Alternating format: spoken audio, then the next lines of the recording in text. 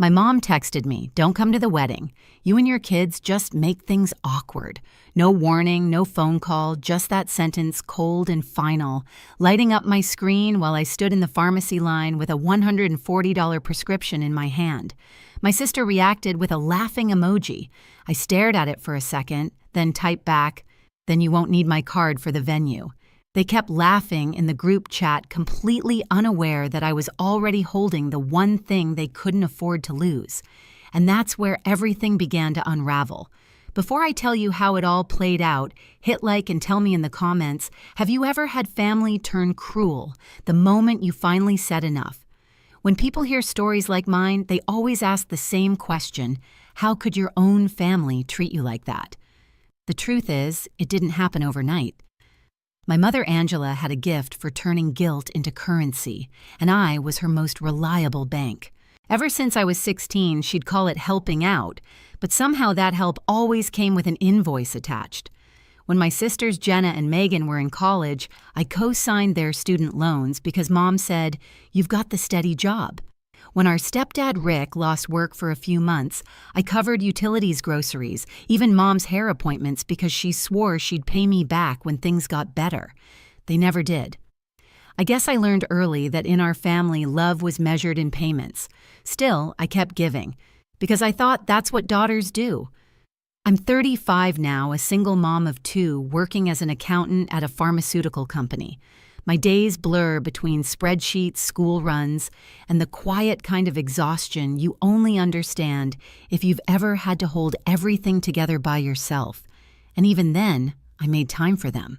For months, I'd been helping Jenna plan her dream wedding. Every invoice, every call, every deposit, my name was on it. She wanted a lakeside venue with a glass reception hall, the kind of place that looked perfect on Instagram, but cost more than most people's cars. I told myself it was fine, that she deserved it. I just didn't realize I was funding my own humiliation. Looking back, there were signs, tiny moments that should have warned me. The way Mom's tone changed whenever I asked about sharing costs. The way Jenna brushed off my questions like I was just a worker on her payroll. "You're so good with money," she'd laugh. "You can handle it." And I did $3,000 for the deposit, $1 and $200 for catering consultations, $600 for floral samples, all charged to my credit card. I told myself it was temporary, that they'd pay their share once things settled. They never did. Still, I stayed involved.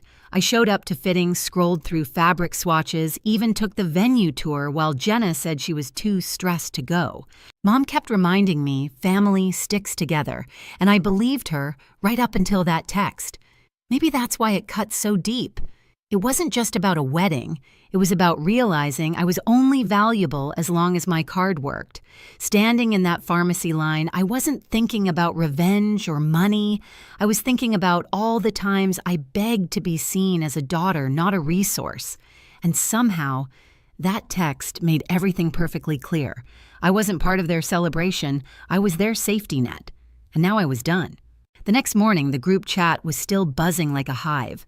My phone lit up again and again, laughing emojis, inside jokes, a meme of a bridesmaid tripping down the aisle. It wasn't just cruel, it was coordinated. They were all in on it. I stared at those messages for a long time before muting the chat completely. That small click felt louder than anything I could have said. I sat on the edge of my bed, phone still in my hand, and thought about the last 6 months. Every receipt, every deposit, every favor that had been brushed aside like it meant nothing. I had spent over $4,000 helping them prepare for the big day. I had rearranged my life, skipped weekends with my kids, took time off work, all to make sure everything looked perfect for Jenna. And now they had decided I was the one ruining it. That realization didn't sting the way I expected. It burned, but underneath the heat, there was something steady clarity. They had never wanted me there. Not really. They wanted what I could give, not who I was. That night, Rick called me. He didn't say much, just that he'd seen the messages. His voice was quiet, careful. "You don't deserve that, Adeline," he said. "You've done more than anyone." I could hear the hesitation in his tone, the guilt of someone stuck between loyalty and truth. I told him not to worry, that I was fine. He didn't believe me, but he let it go. When we hung up, I opened my laptop. I scrolled through the venue contract, the one I had signed and paid the deposit for. My name stared back at me in bold black letters, Primary Contact Adeline Moore. I hadn't noticed how heavy those words felt until now. I looked around my apartment, quiet, dimly lit, the kids asleep in their rooms, and realized this was the only space that ever felt safe. Everything outside these walls belonged to them, the guilt, the expectations, the manipulation. But this was mine. My cursor hovered over the email draft I had started weeks ago when the venue asked for final confirmation. I remembered the coordinator's friendly voice. "You can reach out anytime if you need to make changes."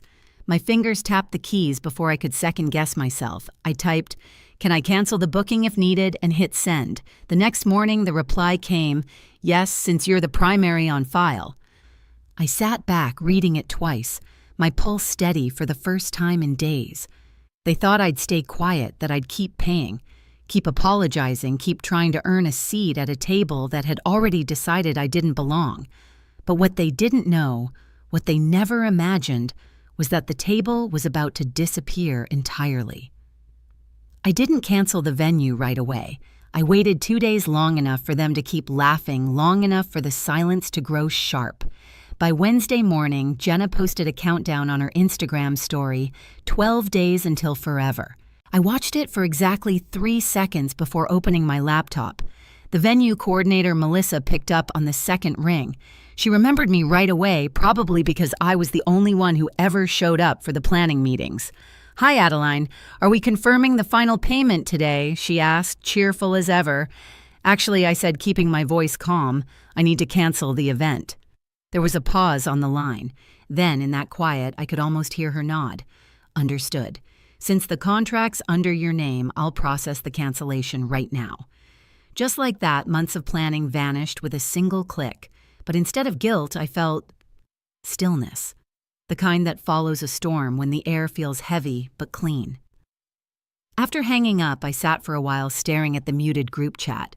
They were still posting memes about the drama queen ruining the mood. I almost smiled, because in a few hours they'd realize what real drama looked like.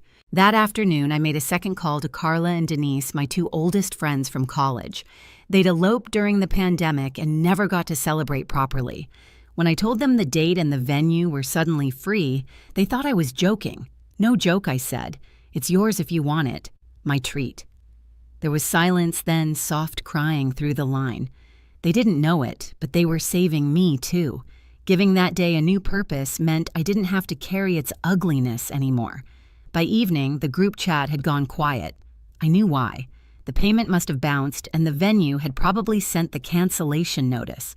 I imagined the panic spreading like wildfire, Jenna refreshing her email, Mom pacing the living room, Megan typing in all caps. I poured myself a glass of water, leaned against the counter, and waited. Not out of cruelty, but curiosity. How long would it take before they realized the only person who ever kept things together was gone? They had turned my kindness into a joke. Now they were about to learn what happens when the punchline walks away. The fallout started faster than I expected. By Thursday morning, my phone was vibrating nonstop. Jenna, Mom, and Megan all calling, all leaving the same frantic messages. Why did the venue say the booking's gone? Adeline, call me back right now. What did you do? I didn't answer. I wanted them to feel that silence. For once, they could sit in the confusion they'd built for me all these years. By noon, Rick called. His tone was low but steady. "They're losing it," he said. "Jenna's crying, your mom's yelling, and Megan's trying to find someone to blame. I told them this would happen." He paused. "I'm sorry, kiddo. You deserved better. I didn't cry, I just said thank you for seeing it."